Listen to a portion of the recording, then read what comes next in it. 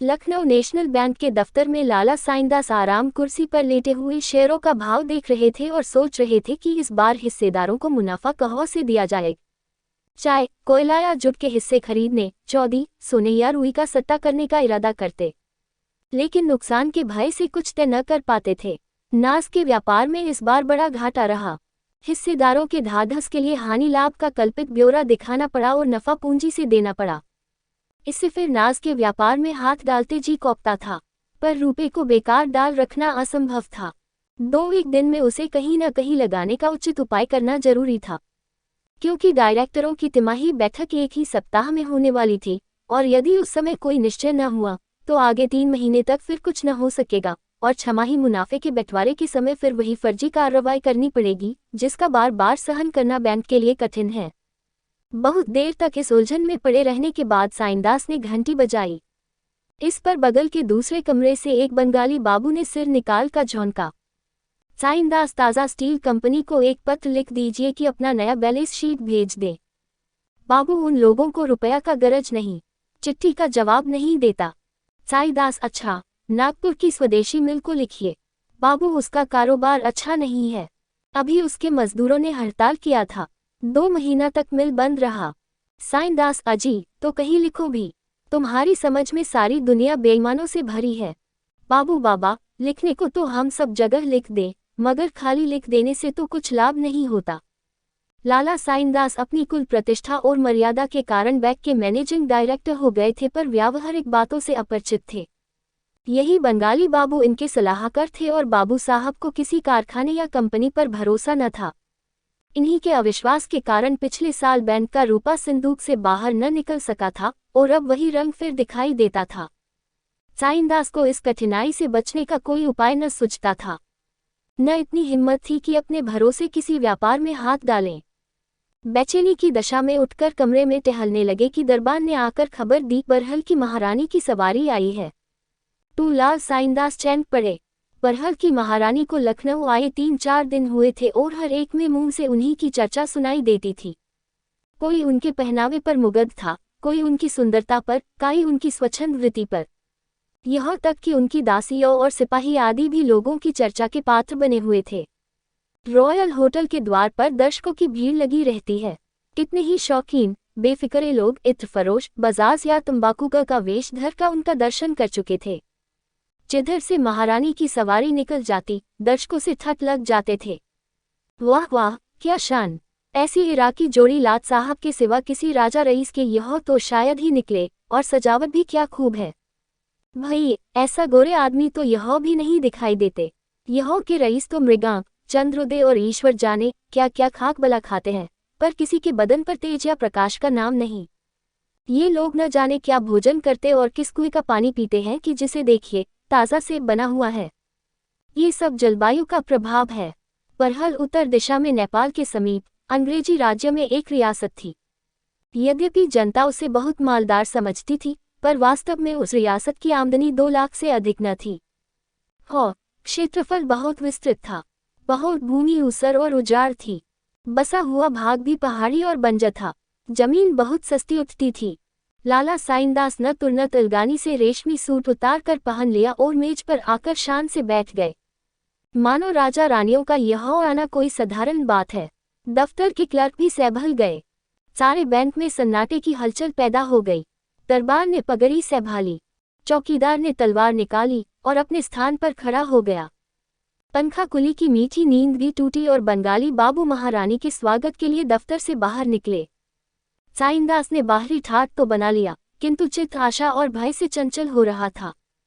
एक रानी से व्यवहार करने का ये पहला ही अवसर था। घबराते थे कि बात करते बने या न बने। रईसों का मिजाज असमान पर होता है। मालूम नहीं, मैं बात करने में कहीं चूक जानूं। उन्हें इस समय अपने में एक कमी मालूम हो रही थी। वह राजसी नियमों से अनभिज्ञ थे। उनका सम्मान किस प्रकार करना चाहिए, उनसे बातें करने में किन बातों का ध्यान रखना चाहिए, उसकी मर्यादा रक्षा के लिए कितनी नम्रता उचित है, इस प्रकार के प्रश्न से वह बड़े असमंजस में पड़े हुए थे और जी चाहता था कि किसी तरह परीक्षा से शीघ्र ही छुटकारा हो जाए। व्यापारियों, मामूली जमींदारों या रईसों से वह रूखा और सफाई का बर्ताव किया करते थे और पढ़े लिखे सज्जनों से शील और शिष्टता का उन अवसरों पर उन्हें किसी विशेष विचार की आवश्यकता होती थी, पर इस समय बड़ी परेशानी हो रही थी। जैसे कोई लंकावासी तिब्बत में आ गया हो, जहाँ के रस्म रिवाज और बातचीत का उसे ज्ञान न हो। एकाएक उनकी दृष्टि घड़ी पर पड़ी। तीसरे पहर के 4 बज चुके थे, परंतु घड़ी अभी दोपहर की नींद में मग्न थी। तारीख की सुई ने दौड़ में समय को भी मात कर दिया था। वह जल्दी से उठे कि घड़ी को ठीक कर दे। इतने में महारानी के कमरे में पदार्पण हुआ। साईदास ने घड़ी को छोड़ा और महारानी के निकट जा बगल में खड़े हो गए। निश्चय न कर सके कि हाथ मिलाएं या झुककर सलाम करें। रानी जी ने स्वन्य हाथ बढ़ाकर उन्हें इस उलझन से छुड़ाया। जब कुर्सियों पर बैठ गए तो रानी के प्राइवेट सेक्रेटरी ने व्यवहार की बातचीत शुरू की। बरहल की पुरानी गाथा सुनाने के बाद उसने उन उन्नतियों का वर्णन किया जो रानी साहब के प्रयत्न से हुई थी। इस समय नहरों की एक शाखा निकालने के लिए 10 लाख रुपयों की आवश्यकता थी, परंतु उन्होंने एक हिंदुस्तानी बैंक से ही व्यवहार करना अच्छा समझा। अब ये निर्णय नेशनल बैंक के हाथ में था कि वह इस अवसर से लाभ उठाना चाहता है या नहीं। बंगाली बाबू हम रुपया दे सकता है, मगर कागज पत्तर देखे बिना कुछ नहीं कर सकता। सेक्रेटरी आप कोई जमानत चाहते हैं? साईदास उदारता से बोले महाशय, जमानत के लिए आपकी जबान ही काफी है। बंगाली बाबू आपके पास रियासत का कोई हिसाब किताब है? लाला साईदास को अपने हेड क्लर्क का दुनियादारी का बर्ताव अच्छा न लगता था। वह इस समय उदारता के नशे में चूर थे। महारानी की सूरत ही पक्की जमानत थी। उनके सामने कागज और हिसाब का वर्णन करना बनियापन जान पड़ता था, जिससे अविश्वास की गंध आती है। महिलाओं के सामने हम शील और संकोच के पुतले बन जाते हैं।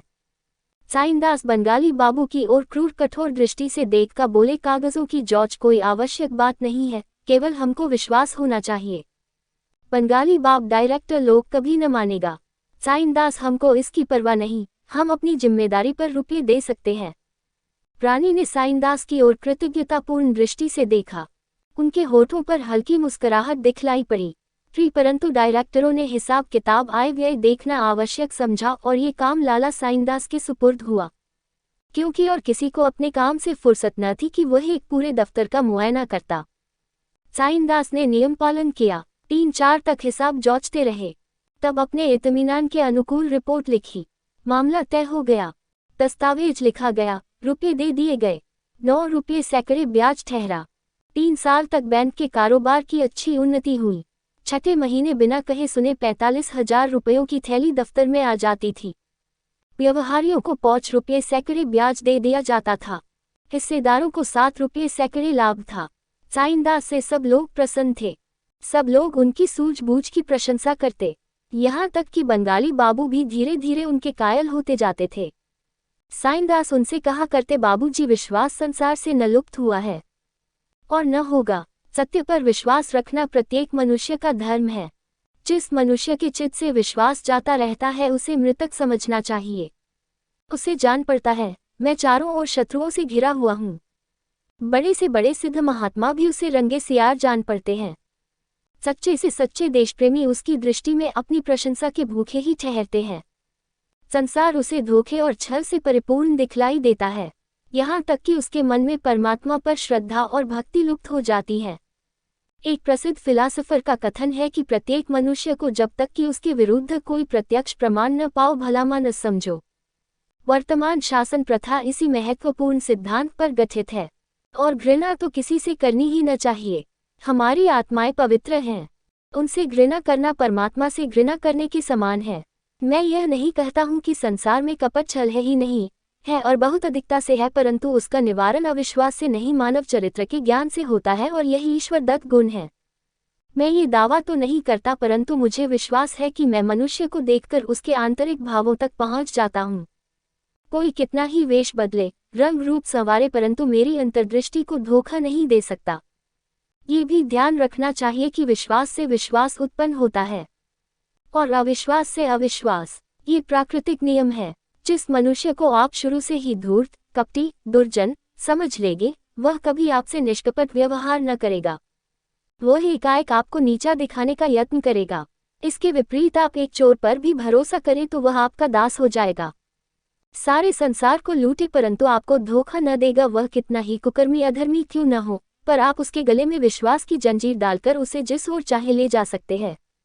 यहाँ तक कि वह आपके हाथों पुण्यात्मा भी बन सकता है। बंगाली बाबू के पास इन दार्शनिक तर्कों का कोई उत्तर न था। 4 वर्ष की पहली तारीख थी। लाला साइंदास बैंक के दफ्तर में बैठ डाकिये की राह देख रहे थे। आज बरहल से 45,000 रुपये आवेंगे। अब की इनका इरादा था कि कुछ सजावट के सामान और मोल ले लें। अब तक बैंक में टेलीफोन नहीं था, उसका भी तखमीना मंगा लिया था। आशा की आभा चेहरे से झलक रही थी। बंगाली बाबू से हंसकर कहते थे, इस तारीख को मेरे हाथों में अदबदा की खुजली होने लगती है। आज भी हथेली खुजला रही है। कभी दफ्तरी से कहते, अरे मेयर शराफत, जरा सगुन तो विचारो। सिर्फ सूद ही सूद आ रही है, या दफ्तर वालों के लिए नजराना शुक्राना भी। आशा का प्रभाव कदाचित स्थान पर भी होता है। बैंक भी आज खुला हुआ दिखाई पड़ता था। टाकिया ठीक समय पर आया।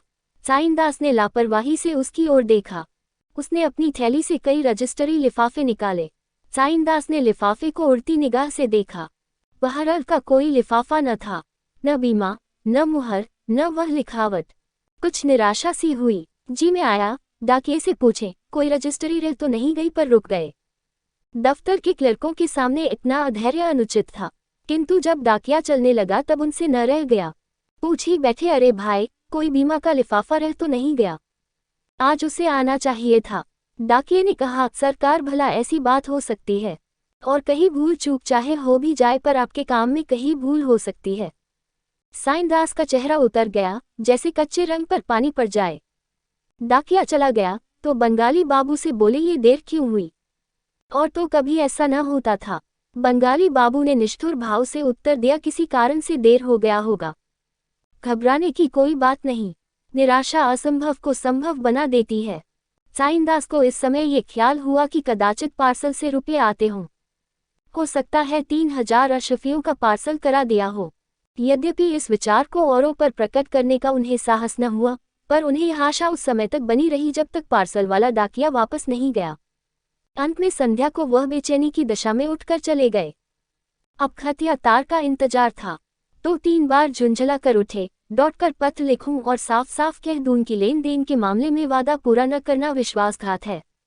एक दिन की देर भी बैंक के लिए घातक हो सकती है। इससे ये होगा कि फिर कभी ऐसी शिकायत करने का अवसर न मिलेगा। परंतु फिर कुछ सोचकर न लिखा। शाम हो गई थी, कई मित्र आ गए, गपशप होने लगी। इतने में पोस्टमैन ने शाम की डाक दी। यूं वह पहले अखबारों को खोला करते, पर आज चिट्ठियां खोली किंतु बरहल का कोई खत न था। तब बेदम हो एक अंग्रेजी अखबार खोला। पहले ही तार का शीर्षक देखकर उनका खून सर्द हो गया। लिखा था, कल शाम को बरहल की महारानी जी का 3 दिन की बीमारी के बाद देहांत हो गया। इसके आगे एक संक्षिप्त नोट में ये लिखा हुआ था, बरहल की महारानी की अकाल मृत्यु केवल इस रियासत के लिए ही नहीं किंतु समस्त प्रांत के लिए शोकजनक घटना है। बड़े बड़े भिषगाचार्य वैद्यराज अभी रोग की परख भी न कर पाए थे कि मृत्यु ने काम तमाम कर दिया। रानी जी को सदैव अपनी रियासत की उन्नति का ध्यान रहता था। उनके थोड़े से राज्यकाल में ही उनसे रियासत को जो लाभ हुए हैं, वे चिरकाल तक स्मरण रहेंगे। यद्यपि यह मानी हुई बात थी कि राज्य उनके बाद दूसरे के हाथ जाएगा, तथापि यह विचार कभी रानी साहब के कर्तव्य पालन में बाधक नहीं बना। शास्त्रानुसार उन्हें रियासत की जमानत पर ऋण लेने का अधिकार न था, परंतु प्रजा की भलाई के विचार से उन्हें कई बार इस नियम का उल्लंघन करना पड़ा। हमें विश्वास है कि यदि वह कुछ दिन और जीवित रहती तो रियासत को ऋण से मुक्त कर देती। उन्हें रात दिन इसका ध्यान रहता था, परंतु इस असामयिक मृत्यु ने अब यह फैसला दूसरों के अधीन कर दिया। देखना चाहिए इन ऋणों का क्या परिणाम होता है। हमें विश्वस्त रीति से यह मालूम हुआ है कि नए महाराज ने, जो आजकल लखनऊ में विराजमान है, अपने वकीलों की सम्मति के अनुसार मृतक महारानी के ऋण संबंधी हिसाबों को चुकाने से इनकार कर दिया है। हमें भय है कि इस निश्चय से महाजनी टोले में बड़ी हलचल पैदा होगी और लखनऊ के कितने ही धन संपत्ति के स्वामियों को ये शिक्षा मिल जाएगी कि ब्याज का लोभ कितना अनिष्टकारी होता है। लाला साइंदास ने अखबार मेज पर रख दिया और आकाश की ओर देखा, जो निराशा का अंतिम आश्रय है। अन्य मित्रों ने भी ये समाचार पढ़ा। इस प्रश्न पर वाद विवाद होने लगा। साइंदास पर चारों ओर से बौछार पड़ने लगी। सारा दोष उन्हीं के सिर पर मढ़ा गया और उनकी चिरकाल की कार्यकुशलता और परिणामदर्शिता मिट्टी में मिल गई। बैंक इतना बड़ा घाटा सहने में असमर्थ था। अब यह विचार उपस्थित हुआ कि कैसे उसके प्राणों की रक्षा की जाए। 5 शहर में ये खबर फैलते ही लोग अपने रुपये वापस लेने के लिए आतुर हो गए। सुबह शाम तक लेनदारों का तांता लगा रहता था। जिन लोगों का धन चालू हिसाब में जमा था उन्होंने तुरंत निकाल लिया, कोई उच्च न सुना। यह उसी पत्र के लेख का फल था कि नेशनल बैंक की साख उठ गई। धीरज से काम लेते तो बैंक संभल जाता, परंतु औधी और तूफान में कौन नौक स्थिर रह सकती है। अंत में खजांची ने टाट उलट दिया। बैंक की नसों से इतनी रक्तधाराएं निकली कि वह प्राण रहित हो गया। 3 दिन बीत चुके थे। बैंक घर के सामने सहस्त्रों आदमी एकत्र थे। बैंक के द्वार पर सशस्त्र सिपाहियों का पहरा था। नाना प्रकार की अफवाहें उड़ रही थीं। कभी खबर उड़ती, लाला साइंदास ने विषपान कर लिया। कोई उनके पकड़े जाने की सूचना लाता था। कोई कहता था डायरेक्टर हवालात के भीतर हो गए। एकाएक सड़क पर से एक मोटर निकली और बैंक के सामने आकर रुक गई। किसी ने कहा बरहल के महाराज की मोटर है। इतना सुनते ही सैकड़ों मनुष्य मोटर की ओर घबराए हुए दौड़े और उन लोगों ने मोटर को घेर लिया। कुंवर जगदीश सिंह महारानी की मृत्यु के बाद वकीलों से सलाह लेने लखनऊ आए थे। बहुत कुछ सामान भी खरीदना था। वे इच्छाएं जो चिरकाल से ऐसे सुअवसर की प्रतीक्षा में बंधी थी, पानी की भांति राह पाकर उबली पड़ती थी। यह मोटर आज ही ली गई थी। नगर में एक कोठी लेने की बातचीत हो रही थी। बहुमूल्य विलास वस्तुओं से लदी एक गाड़ी बरहल के लिए चल चुकी थी। यहाँ भीड़ देखी तो सोचा कोई नवीन नाटक होने वाला है। मोटर रोक दी। इतने में सैकड़ों की भीड़ लग गई। कुंवर साहब ने पूछा, यहाँ आप लोग क्यों जमा हैं? कोई तमाशा होने वाला है क्या? एक महाशय, जो देखने में कोई बिगड़े रईस मालूम होते थे, बोले, जी हाँ, बड़ा मजेदार तमाशा है। कुंवर, किसका तमाशा है? वह तकदीर का। कुंवर महाशय को यह उत्तर पाकर आश्चर्य तो हुआ, परंतु सुनते आए थे कि लखनऊ वाले बात बात में बात निकाला करते हैं, अतः उसी ढंग से उत्तर देना आवश्यक हुआ। बोले, तकदीर का खेल देखने के लिए यहाँ आना तो आवश्यक नहीं। लखनवी महाशय ने कहा, आपका कहना सच है, लेकिन दूसरी जगह यह मजा कहाँ? यहाँ सुबह शाम तक के बीच भाग्य ने कितनों को धनी से निर्धन और निर्धन से भिखारी बना दिया। सवेरे जो लोग महल में बैठे थे उन्हें इस समय रोटियों के लाले पड़े हैं। अभी 1 सप्ताह पहले जो लोग कालगति भाग्य के खेल और समय के फेर को कवियों की उपमा समझते थे, इस समय उनकी आह और करुण क्रंदन वियोगियों को भी लज्जित करता है। ऐसे तमाशे और कहाँ देखने में आवेंगे?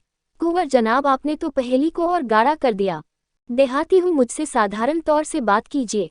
इस पर सज्जन ने कहा, साहब, ये नेशनल बैंक है, इसका दिवाला निकल गया है। आदाब अर्ज, मुझे पहचाना? कुंवर साहब ने उसकी ओर देखा तो मोटर से कूद पड़े और उनसे हाथ मिलाते हुए बोले, अरे मिस्टर नसीम, तुम यहाँ कहाँ? भाई, तुमसे मिलकर बड़ा आनंद हुआ। मिस्टर नसीम कुंवर साहब के साथ देहरादून कॉलेज में पढ़ते थे। दोनों साथ साथ देहरादून की पहाड़ियों पर सैर करते थे, परंतु जब से कुंवर महाशय ने घर के झंझटों से विवश होकर कॉलेज छोड़ा, तब से दोनों मित्रों में भेंट न हुई थी। नसीम भी उनके आने के कुछ समय पीछे अपने घर लखनऊ चले आए थे। नसीम ने उत्तर दिया, शुक्र है, आपने पहचाना तो। कहिए, अब तो पौबारा है, कुछ दोस्तों की भी सुध है। कुंवर, सच कहता हूँ, तुम्हारी याद हमेशा आया करती थी। कहो, आराम से तो हो। मैं रॉयल होटल में टिका हूँ, आज आऊँ तो इत्मीनान से बातचीत हो। नसीम, जनाब, इत्मीनान तो नेशनल बैंक के साथ चला गया। अब तो रोजी की फिक्र सवार है। जो कुछ जमा पूंजी थी सब आपको भेंट हुई। इस दिवाले ने फकीर बना दिया। अब आपके दरवाजे पर आकर धरना दूंगा। कुंवर, तुम्हारा घर है, बेखट के आओ। मेरे साथ ही क्यों न चलूं? क्या बतलाऊं, मुझे कुछ भी ध्यान न था कि मेरे इनकार करने का ये फल होगा। जान पड़ता है, बैंक ने बहुतेरों को तबाह कर दिया। नसीम, घर घर मातम छाया हुआ है। मेरे पास तो इन कपड़ों के सिवा और कुछ नहीं रहा। इतने में एक तिलकाधारी पंडित जी आ गए और बोले, साहब, आपके शरीर पर वस्त्र तो है। यहाँ तो धरती आकाश कहीं ठिकाना नहीं। राघू जी पाठशाला का अध्यापक हूँ। पाठशाला का सब धन इसी बैंक में जमा था। 50 विद्यार्थी इसी के आश्रय संस्कृत पढ़ते और भोजन पाते थे। कल से पाठशाला बंद हो जाएगी।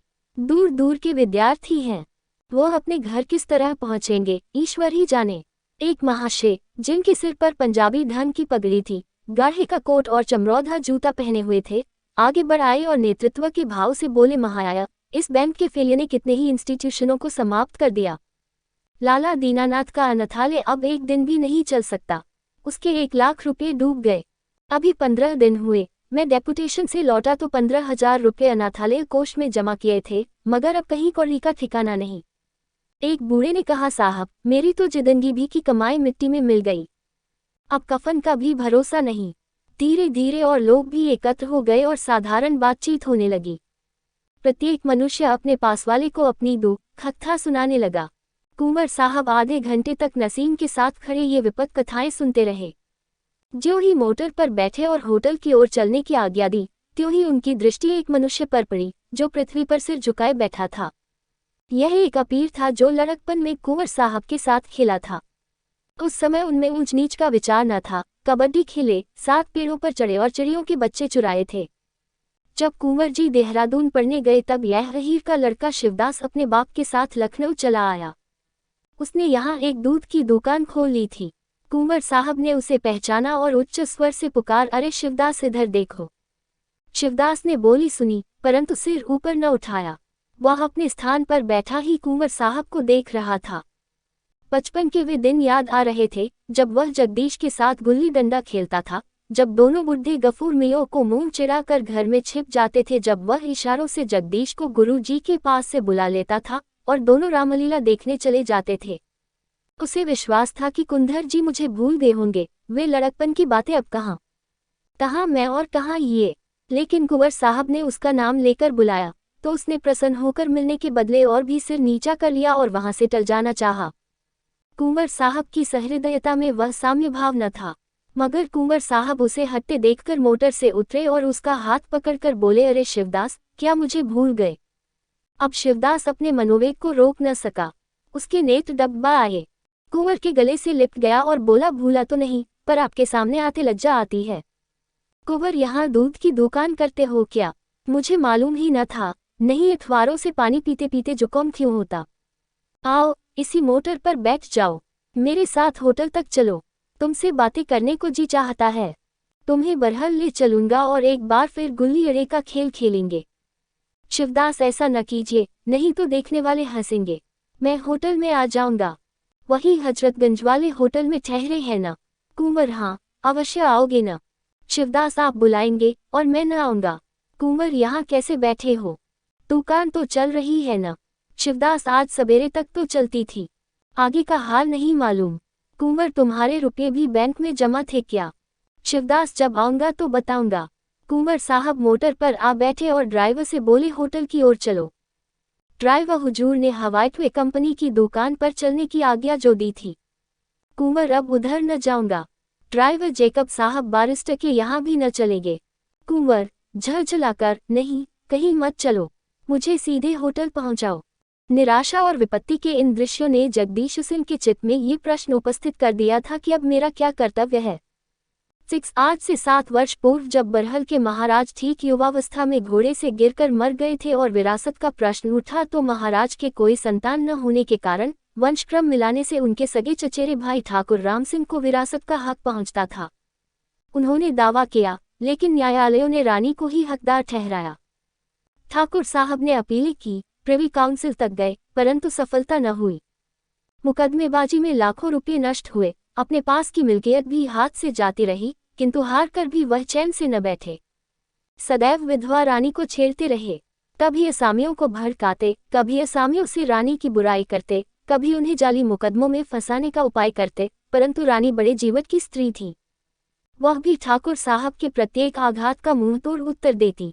हाँ, इस खींचतान में उन्हें बड़ी बड़ी रकमें अवश्य खर्च करनी पड़ती थी। असामियों से रुपये न वसूल होते, इसलिए उन्हें बार बार ऋण लेना पड़ता था, परंतु कानून के अनुसार उन्हें ऋण लेने का अधिकार न था। इसलिए उन्हें या तो इस व्यवस्था को छिपाना पड़ता था या सूद की गहरी दर स्वीकार करनी पड़ती थी। कुंवर जगदीश सिंह का लड़कपन तो लाड़ प्यार से बीता था, परंतु जब ठाकुर राम सिंह मुकदमेबाजी से बहुत तंग आ गए और यह संदेह होने लगा कि कहीं रानी की चालों से कुंवर साहब का जीवन संकट में पड़ जाए, तो उन्होंने विवश होकर कुंवर साहब को देहरादून भेज दिया। कुंवर साहब वहां 2 वर्ष तक तो आनंद से रहे, किंतु ज्यों ही कॉलेज की प्रथम श्रेणी में पहुंचे कि पिता परलोकवासी ही गए। कुंवर साहब को पढ़ाई छोड़नी पड़ी। बरहल चले आए, सिर पर कुटुंब पालन और रानी से पुरानी शत्रुता के निभाने का बोझ आ पड़ा। उस समय से महारानी के मृत्यु काल तक उनकी दशा बहुत गिरी रही। ऋण या स्त्रियों के गहनों के सिवा और कोई आधार न था। उस पर कुल मर्यादा की रक्षा की चिंता भी थी। ये 3 वर्ष तक उनके लिए कठिन परीक्षा के समय थे। आए दिन साहूकारों से काम पड़ता था। उनके निर्दय बाणों से कलेजा छिद गया था। हाकिमों के कठोर व्यवहार और अत्याचार भी सहने पड़ते, परंतु सबसे हृदय विदारक अपने आत्मीयजनों का बर्ताव था, जो सामने बात न करके बगली चोटें करते थे, मित्रता और ऐक्य की आड़ में कपट हाथ चलाते थे।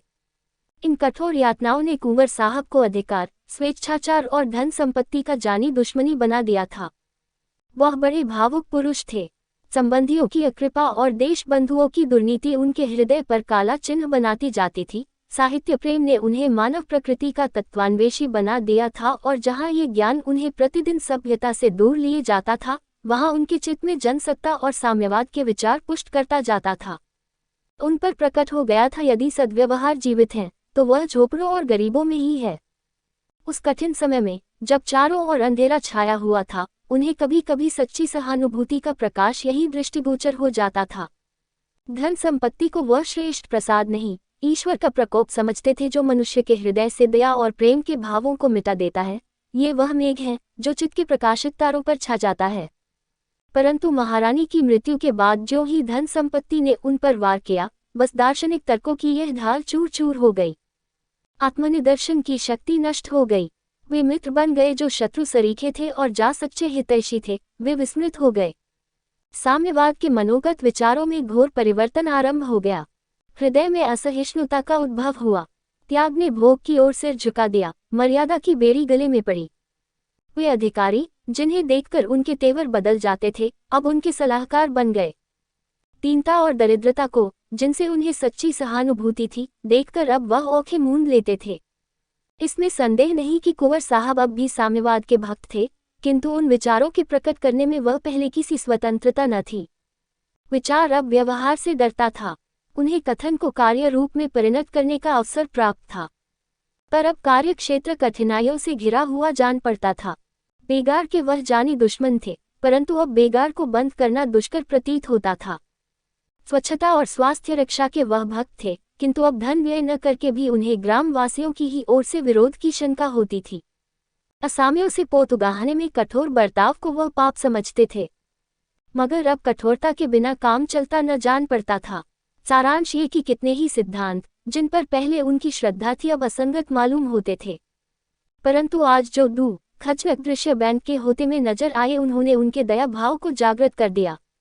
उस मनुष्य की सी दशा हो गई, जो नौक में बैठा सुरम्य तट की शोभा का आनंद उठाता हुआ किसी शमशान के सामने आ जाए, चिता पर लाशें जलती देखे, शोक संतप्तों के करुण क्रंदन को सुने और नाव से उतरकर उनके दुख में सम्मिलित हो जाए। रात के 10 बज गए थे। कुंवर साहब पलंग पर लेटे थे। बैंक के होद का दृश्य आंखों के सामने नाच रहा था। वही विलाप ध्वनि कानों में आ रही थी। चित्त में प्रश्न हो रहा था, क्या इस विडंबना का कारण मैं ही हूँ? मैंने तो वही किया जिसका मुझे कानूनन अधिकार था। ये बैंक के संचालकों की भूल है, जो उन्होंने बिना जमानत के इतनी रकम कर्ज दे दी। लेनदारों को उन्हीं की गर्दन नापनी चाहिए। मैं कोई खुदाई फौजदार नहीं हूँ कि दूसरों की नादानी का फल भोगूं। फिर विचार पलटा। मैं नाहक इस होटल में ठहरा। 40 रुपये प्रतिदिन देने पड़ेंगे। कोई 400 रुपये के मत्थे जाएगी। इतना सामान भी व्यर्थ ही लिया। क्या आवश्यकता थी? मखमली गद्दे की कुर्सियों या शीशे की सजावट से मेरा गौरव नहीं बढ़ सकता। कोई साधारण मकान 5 रुपये पर ले लेता तो क्या काम न चलता। मैं और साथ के सब आदमी आराम से रहते, यही न होता कि लोग निंदा करते। इसकी क्या चिंता? जिन लोगों के मत्थे ये ठाट कर रहा हूँ, वे गरीब तो रोटियों को तरसते हैं। ये ही 10-12 हजार रुपये लगा कर कुएं बनवा देता तो सहस्रों दिनों का भला होता। अब फिर लोगों के चकमे में न जाऊंगा। यह मोटर कार व्यर्थ है।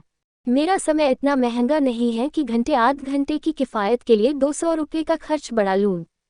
फाका करने वाले असामियों के सामने दौड़ना उनकी छातियों पर मूंग बिलना है। माना कि वे रोब में आ जाएंगे। जिधर से निकल जाऊंगा, सैकड़ों स्त्रियों और बच्चे देखने के लिए खड़े हो जाएंगे, मगर केवल इतने ही दिखावे के लिए इनका खर्च बढ़ाना मूर्खता है। यदि दूसरे रईस ऐसा करते हैं तो करें, मैं उनकी बराबरी क्यों करूं? अब तक 2000 रुपये सालाने में मेरा निर्वाह हो जाता था। अब 2 के बदले 4000 बहुत हैं।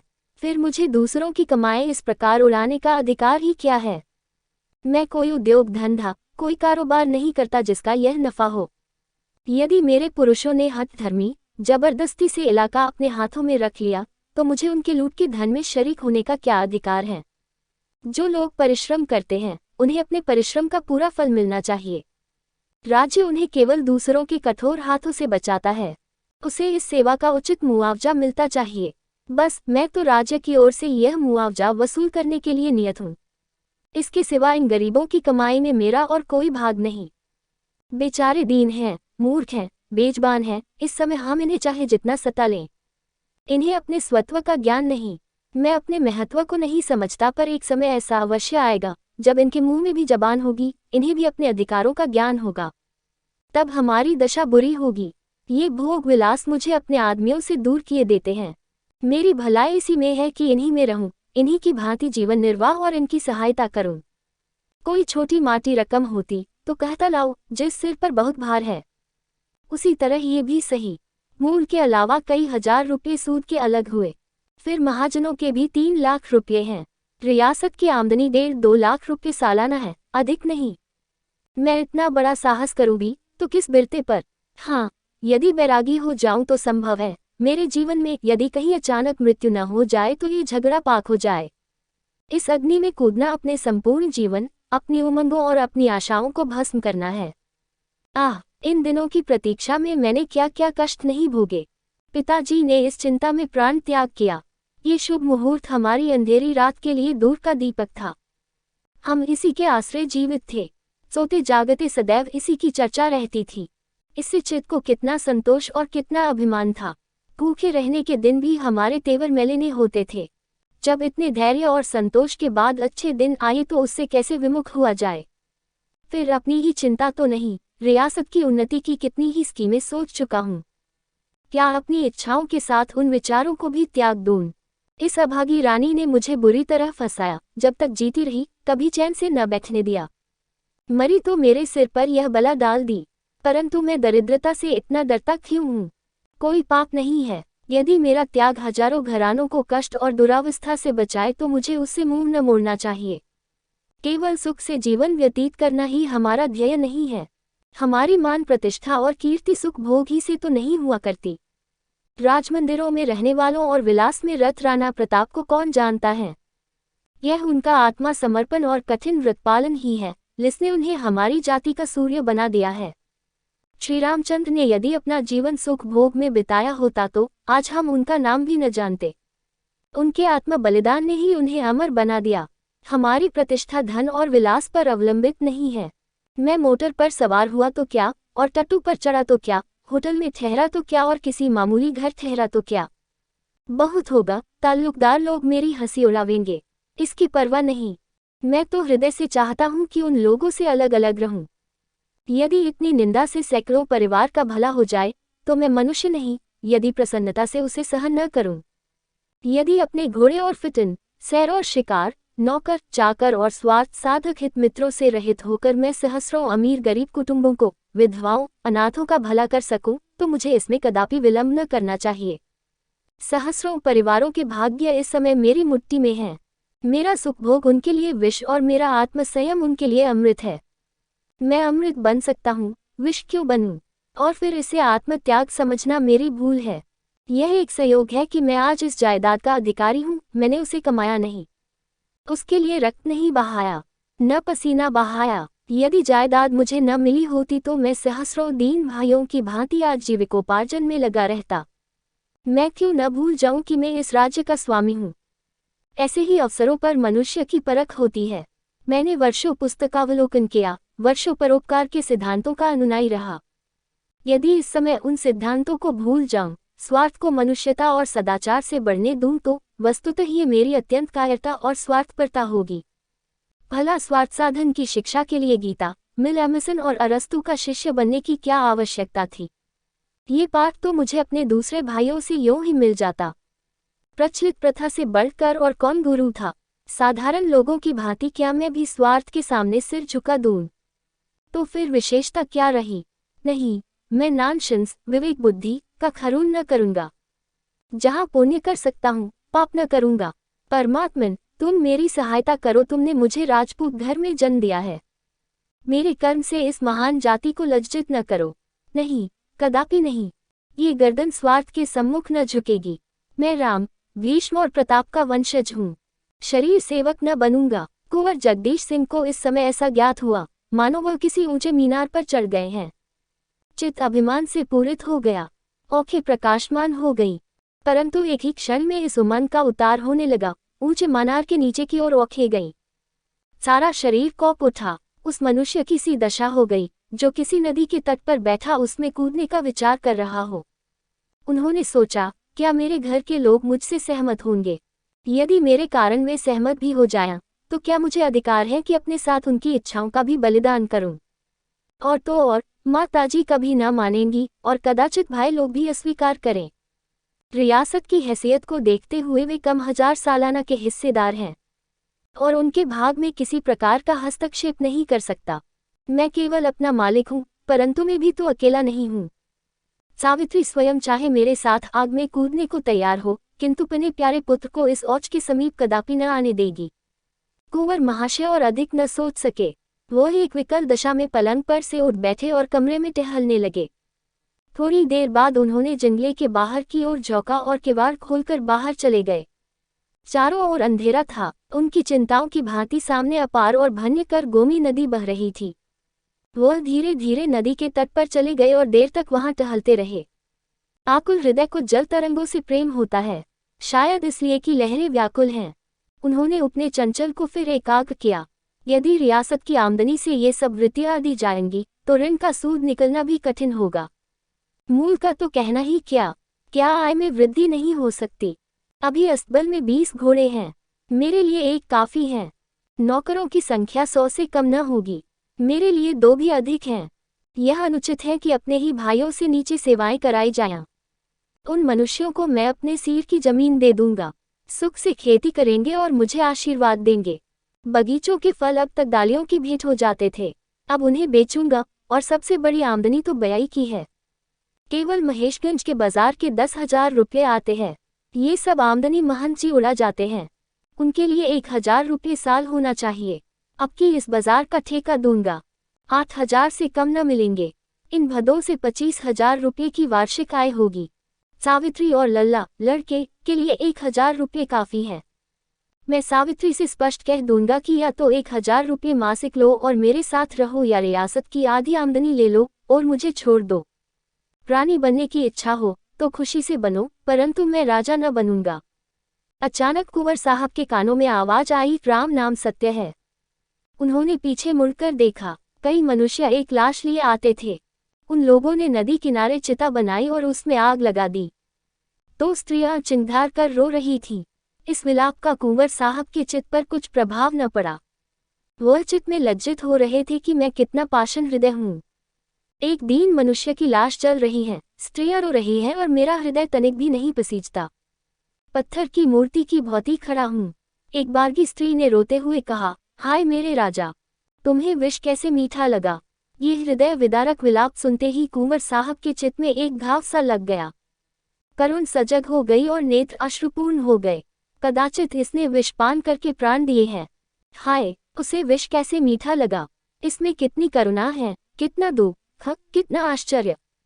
विष तो कड़वा पदार्थ है, क्यों कर मीठा हो गया। तटु, विष के बदले जिसने अपने मधुर प्राण दे दिए उस पर कोई कड़ी मुसीबत पड़ी होगी। ऐसी ही दशा में विष मधुर हो सकता है। कुंवर साहब तड़प गए। कारुणिक शब्द बार बार उनके हृदय में गूंजते थे। अब उनसे वहां न खड़ा रहा गया। वह उन आदमियों के पास आए। एक मनुष्य से पूछा, क्या बहुत दिनों से बीमार थे। इस मनुष्य ने कुंवर साहब की और आंसू भरे नेत्रों से देखकर कहा, नहीं साहब, कहाँ की बीमारी। अभी आज संध्या तक भली भांति बातें कर रहे थे। मालूम नहीं संध्या को क्या खा लिया कि खून की क्या होने लगी।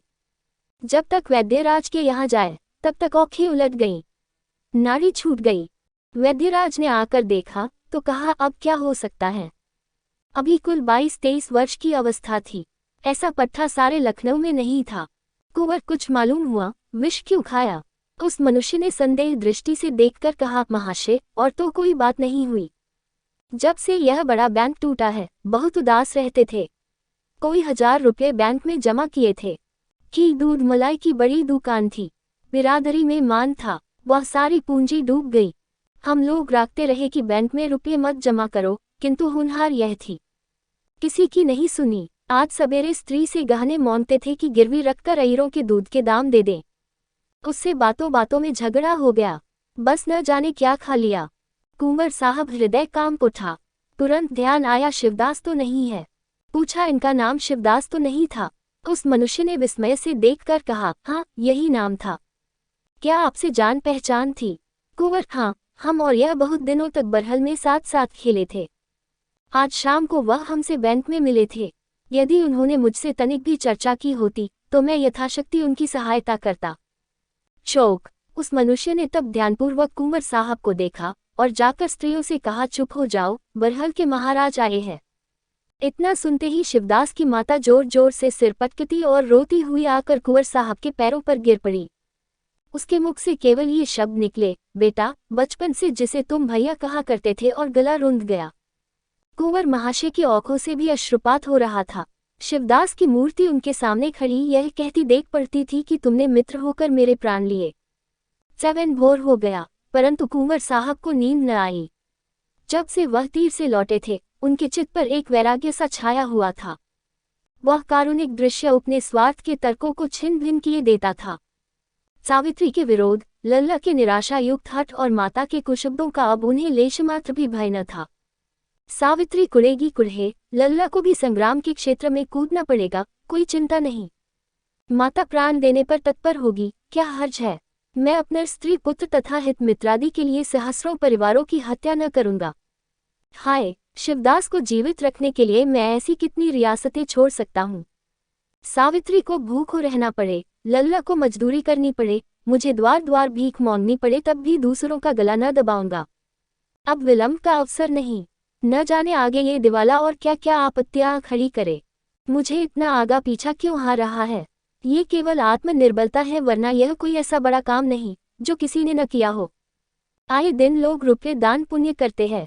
मुझे अपने कर्तव्य का ज्ञान है, उससे क्यों मुंह मोड़ूं? जो कुछ हो, जो चाहे सिर पड़े, इसकी क्या चिंता। कुंवर ने घंटी बजाई। एक क्षण में अरदली औंखें मलता हुआ आया। कुंवर साहब बोले, अभी जेकब बारिस्टर के पास जाकर मेरा सलाम दो। जाग गए होंगे, कहना जरूरी काम है। नहीं, ये पत्र लेते जाओ, मोटर तैयार करा लो। 8 मिस्टर जेकब ने कुंवर साहब को बहुत समझाया कि आप इस दलदल में न फंसे, नहीं तो निकलना कठिन होगा। मालूम नहीं अभी कितनी ऐसी रिक्में हैं जिनका आपको पता नहीं है, परंतु चित्त में दृढ़ हो जाने वाला निश्चय चूने का फर्श है, जिसको आपत्ति की थपेड़े और भी पुष्ट कर देते हैं। कुंवर साहब अपने निश्चय पर दृढ़ रहे। दूसरे दिन समाचार पत्रों में छपवा दिया कि मृत महारानी पर जितना कर्ज है वह स्वीकारते हैं और नियत समय के भीतर चुका देंगे। इस विज्ञापन के छपते ही लखनऊ में खलबली पड़ गई। बुद्धिमानों की सम्मति में ये कुंवर महाशय की नितांत भूल थी, और जो लोग कानून से अनभिज्ञ थे उन्होंने सोचा कि इसमें अवश्य कोई भेद है। ऐसे बहुत कम मनुष्य थे जिन्हें कुंवर साहब की नीयत की सच्चाई पर विश्वास आया हो, परंतु कुंवर साहब का बखान चाहे न हुआ हो, आशीर्वाद की कमी न थी। बैंक के हजारों गरीब लेनदार सच्चे हृदय से उन्हें आशीर्वाद दे रहे थे। एक सप्ताह तक कुंवर साहब को सिर उठाने का अवकाश न मिला। मिस्टर जेकब का विचार सत्य सिद्ध हुआ। देना प्रतिदिन बढ़ता जाता था। कितने ही प्रोनोट ऐसे मिले जिनका उन्हें कुछ भी पता न था। जौहरियों और अन्य बड़े बड़े दुकानदारों का लेना भी कम न था। अंदाजन 13-14 लाख का था। मीजान 20 लाख तक पहुंचा। कुंवर साहब घबराए। शंका हुई ऐसा न हो कि उन्हें भाइयों का गुजारा भी बंद करना पड़े, जिसका उन्हें कोई अधिकार नहीं था। यहाँ तक कि 7वें दिन उन्होंने कई साहूकारों को बुरा भला कहकर सामने से दूर किया। जहाँ ब्याज का दर अधिक थी उस कम कराया, और जिन रकमों की मियादें बीत चुकी थी उनसे इनकार कर दिया। उन्हें साहूकारों की कठोरता पर क्रोध आता था। उनके विचार से महाजनों को डूबते धन का एक भाग पाकर ही संतोष कर लेना चाहिए था। इतनी खींचतान करने पर भी कुल 19 लाख से कम न हुआ। कुंवर साहब इन कामों से अवकाश पाकर एक दिन नेशनल बैंक की ओर जा निकले। बैंक खुला था। मृतक शरीर में प्राण आ गए थे। लेनदारों की भीड़ लगी हुई थी। लोग प्रसन्नचित लौटे जा रहे थे। कुंवर साहब को देखते ही सैकड़ों मनुष्य बड़े प्रेम से उनकी ओर दौड़े।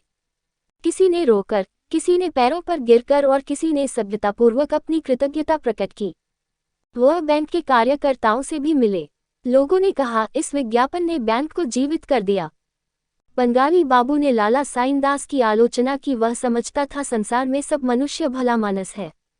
हमको उपदेश करता था, अब उसकी औंख खुल गई है। अकेला घर में बैठा रहता है। किसी को मुंह नहीं दिखाता हम सुनता है। वह यहाँ से भाग जाना चाहता था, परंतु बड़ा साहब बोला, भागेगा तो तुम्हारा ऊपर वारंट जारी कर देगा। अब साइंदास की जगह बंगाली बाबू मैनेजर हो गए थे। इसके बाद कुंवर साहब बरहल आए। भाइयों ने ये वृतांत सुना तो बिगड़े, अदालत की धमकी दी। माताजी को ऐसा धक्का पहुंचा कि वह उसी दिन बीमार होकर एक ही सप्ताह में इस संसार से विदा हो गई। सावित्री को भी चोट लगी, पर उसने केवल संतोष ही नहीं किया, पति की उदारता और त्याग की प्रशंसा भी की। रह गए लाल साहब। उन्होंने जब देखा कि अस्तबल से घोड़े निकले जाते हैं, हाथी मकनपुर के मेले में बिकने के लिए भेज दिए गए हैं और कहार विदा किए जा रहे हैं, तो व्याकुल हो पिता से बोले, बाबूजी, ये सब नौकर, घोड़े, हाथी कहाँ जा रहे हैं? कुंवर, एक राजा साहब के उत्सव में। लालजी, कौन से राजा? कुंवर, उनका नाम राजा दीन सिंह है। लालजी, कहाँ रहते हैं?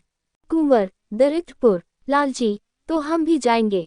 कुंवर, तुम्हें भी ले चलेंगे, परंतु इस बारात में पैदल चलने वालों का सम्मान सवारों से अधिक होगा।